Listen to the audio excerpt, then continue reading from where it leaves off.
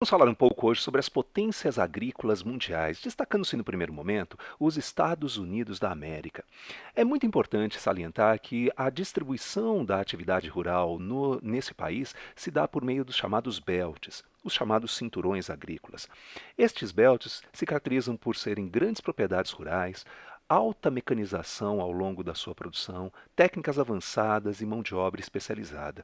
Todo esse aparato técnico é utilizado para que o resultado seja um resultado com alta rentabilidade. Portanto, são produções intensivas, produções com alto rendimento por hectare.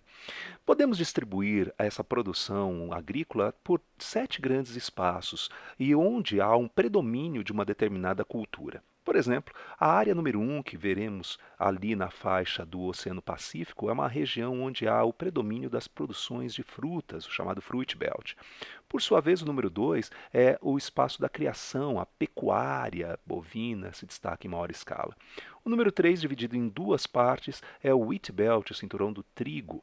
A área número 4, na faixa nordeste dos Estados Unidos, é onde se produz o leite, o Dairy Belt. O número 5 corresponde à região do milho, Corn Belt. O número 6, a produção de algodão, o cultivo do algodão, Cotton Belt. E por fim, o número 7 corresponde à região onde você tem produção de algumas frutas e atividades diversas, destacando-se especialmente a cana e a laranja.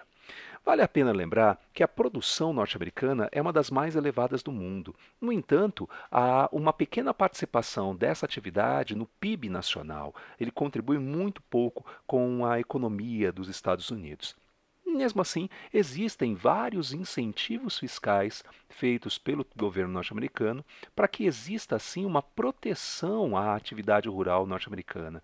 Então, os incentivos fiscais geram protecionismo, ou seja, os produtos oriundos de outros países, os produtos agrícolas de outros países, chegam com menor competitividade aos Estados Unidos. E isso é uma coisa que gera muitos protestos por parte de alguns países, até mesmo como o Brasil, em relação à concorrência desleal, já que os Estados Unidos fornecem uma série de incentivos econômicos para que o produto local seja mais barato que o produto estrangeiro.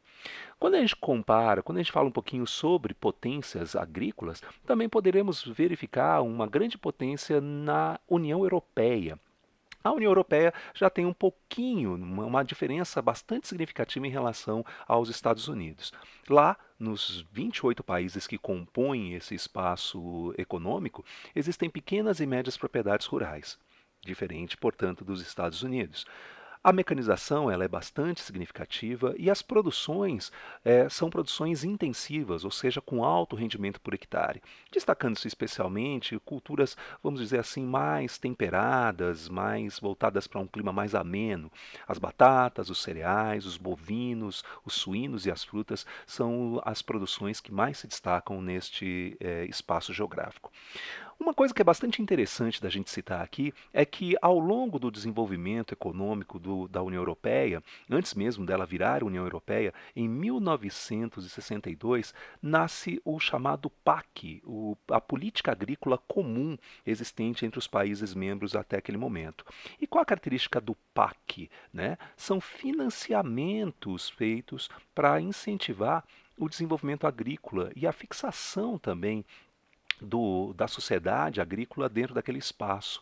Há também uma preocupação com o meio ambiente, mas, sobretudo, esse financiamento agrícola também gera atitudes protecionistas, ou seja, existe também, por parte dos países da União Europeia, um incentivo à sua produção e, ao mesmo tempo, que essa produção não seja, de certa maneira, atrapalhada pela entrada de produtos estrangeiros.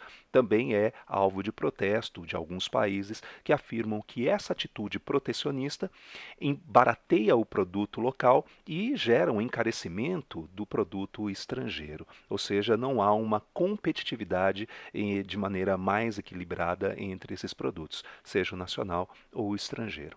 Então, sempre pense um pouco nisso. São dois grandes espaços com grandiosíssimas produções, porém com caminhos em alguns desses aspectos um pouquinho diferentes. É isso.